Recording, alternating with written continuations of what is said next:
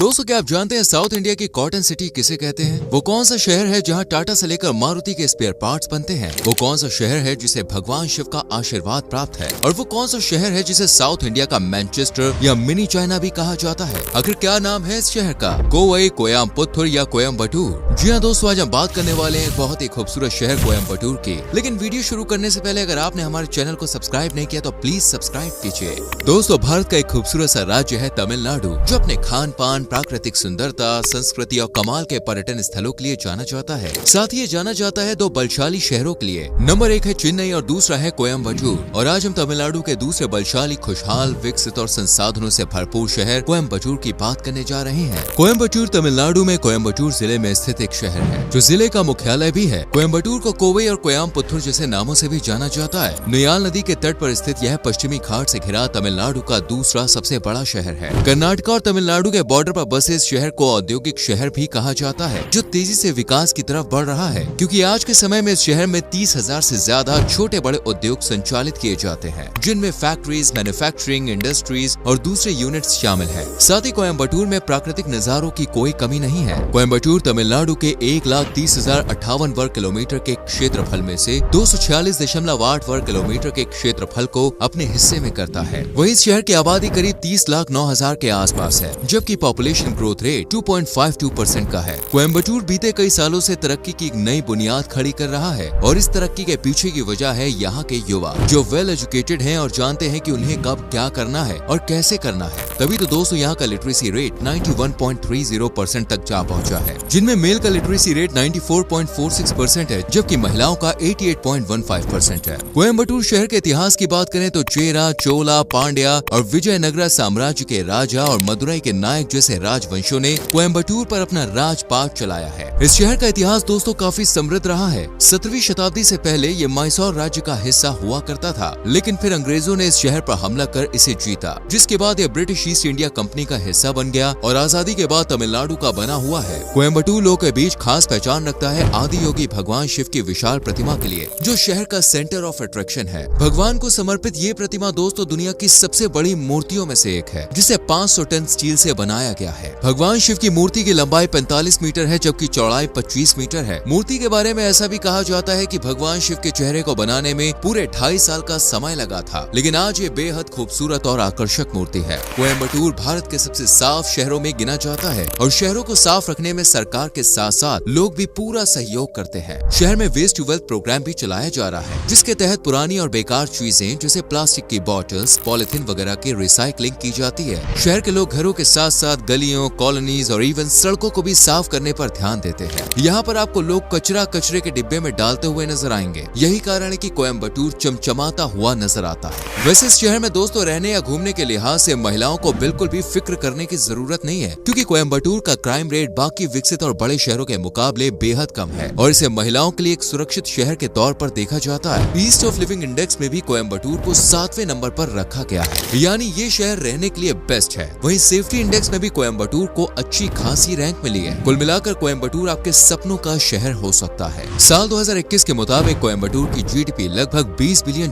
की है, और ये साल दर साल दोस्तों बढ़ती ही जा रही है। आज ये शहर इंडस्ट्री, मैन्युफैक्चरिंग, खेती और पर्यटन से भी अच्छी खासी कमाई कर लेता है। अगर आपको नहीं पता तो बता दें कि कोयम्बटूर को साउथ इंडिया का कॉटन सिटी भी कहा जाता है। इस शहर से कॉटन का सबसे ज्यादा एक्सपोर्ट किया जाता है। यहाँ की ज्यादातर आबादी कपास की खेती करके अपने घरों का चूल्हा जलाती है, और यहाँ कई कॉटन मिल्स भी मौजूद है, जिनमें काम करके हजारों की संख्या में लोग अपना पेट भरते हैं। कोयम्बटूर का कपड़ा पूरे देश में खास पहचान रखता है। यहाँ के कोवई कोरा कॉटन को सरकार द्वारा जीआई टैग भी दिया गया है, और कोवई कोरा कॉटन की बनी साड़ी तो महिलाओं में खास पसंद की जाती है। वैसे क्या आप जानते हैं दोस्तों, कोयम्बटूर को साउथ इंडिया का मैनचेस्टर भी कहा जाता है। सिर्फ इतना ही नहीं, तेजी से बढ़ रहे इस शहर को मिनी चाइना भी कहा जाता है, क्योंकि कोयम्बटूर में automobile machinery, aluminium, motor, electronic products और स्टील से बने प्रोडक्ट्स की मैन्युफैक्चरिंग की जाती है। इतना ही नहीं दोस्तों, मारुति और टाटा जैसी बड़ी बड़ी कंपनीज के स्पेयर पार्ट्स भी कोयम्बटूर में ही मैन्युफैक्चर किए जाते हैं। इसके अलावा ये शहर तमिलनाडु की कैपिटल सिटी चेन्नई के बाद सॉफ्टवेयर उत्पादक के मामले में दूसरे नंबर पे आता है। कंप्यूटर के हार्डवेयर पार्ट्स भी पूरे तमिलनाडु में सबसे ज्यादा कोयम्बटूर में बनाए जाते हैं। दोस्तों, जिस तरह तमिलनाडु अपने कल्चर के लिए पहचान रखता है, उसी तरह कोयम्बटूर का कल्चर, संस्कृति, परंपराएं और त्योहार लोग की जुबान पर चढ़े रहते हैं। यहाँ साल भर अलग अलग त्योहार पूरे जोश और हर्षोल्लास के साथ मनाए जाते हैं। होली, दिवाली, दिवाली, दशहरा, नवरात्रि और रक्षाबंधन जैसे त्योहारों में तो कोयम्बटूर शहर का नजारा ही कुछ अलग होता है। इनके अलावा यहाँ थाईपुसम फेस्टिवल भी बड़ी ही धूमधाम से मनाया जाता है। ये फेस्टिवल जनवरी महीने में मनाया जाता है और इस दिन लोग भगवान मुरुगन को याद करते हैं। थाईपुसम के अलावा यहाँ 20 दिनों तक चलने वाले मरियमन में तो पूरा शहर मेलों और पंडालों से सज जाता है। वहीं भगवान सूर्य और कृष्ण की उपासना के लिए मनाए जाने वाले पोंगल तो कोयम्बटूर सहित पूरे तमिलनाडु की शान माना जाता है। साथ ही अयोध्या फेस्टिवल का भी कोयम्बटूर में अपना एक अलग ही आधार है। कोयम्बटूर के लोगों को पारंपरिक नृत्य और संगीत से भी खास लगाव है। शहर का लोक नृत्य दोस्तों भरतनाट्यम है, जो पूरी दुनिया में अपनी एक खास पहचान बना चुका है, जिसे भारत के 8 प्रमुख शास्त्रीय नृत्यों में भी जगह दी गई है। यहाँ के लोग खासकर महिलाएं आपको फेस्टिवल या किसी प्रोग्राम के दौरान भरतनाट्यम करती हुई नजर आ जाएंगी। वैसे कोयम्बटूर इतना खूबसूरत और बेमिसाल शहर है कि साल भर देसी विदेशी पर्यटक यहाँ घूमने के लिए पहुँचते हैं। आप में से भी कोई ना कोई तो कोयम्बटूर की सैर जरूर करना चाहता होगा। तो चलिए फिर अब आपको कोयम्बटूर के कुछ खास और अट्रैक्टिव पर्यटन स्थलों की जानकारी देते हैं, ताकि आप कोयम्बटूर जाएं तो आपको मालूम रहे कि भाई जाना कहाँ है। कोयम्बटूर यात्रा की शुरुआत दोस्तों आप भगवान शिव की प्रतिमा आदि योगी से करिएगा, जिसके बारे में हमने आपको पहले ही बताया है। भगवान शिव जी के दर्शन करने के बाद आप मरुधमलाई मंदिर में जाकर भगवान का आशीर्वाद ले सकते हैं। ये मंदिर कोयम्बटूर के सबसे प्राचीन मंदिरों में से एक माना जाता है, जिसकी ऊंचाई करीब 600 फीट की है और ये मंदिर एक पहाड़ी पर स्थित है। मंदिर की वास्तुकला अच्छे को हक्का बक्का कर देती है। साथ ही मंदिर के आसपास मौजूद हरियाली, प्राकृतिक नजारे भी टूरिस्ट को खुश कर देते हैं। कोयम्बटूर को यहाँ के भव्य मंदिरों के चलते धार्मिक शहर भी कहा जाता है और इसी धर्म नगरी में पेरूर पाटेश्वर जैसे चमत्कारी मंदिर मौजूद है। अरुलमिगु पटेश्वरर स्वामी टेम्पल के नाम से स्थानीय लोगों के बीच मशहूर इस मंदिर में कमाल की नक्काशी, पेंटिंग और मूर्तियां कला प्रेमियों को सोचने पर मजबूर कर देती है। आपको बता दें कोयम्बटूर के सबसे बड़े मंदिरों में से ये एक है। मंदिरों की श्रृंखला में अविनाशी लिंगेश्वरर मंदिर कोयम्बटूर में खास पहचान रखता है, जो अविनाशी शहर में NH47 पर स्थित है, जिसे अविनाशी अप्पर मंदिर के नाम से भी पुकारा जाता है।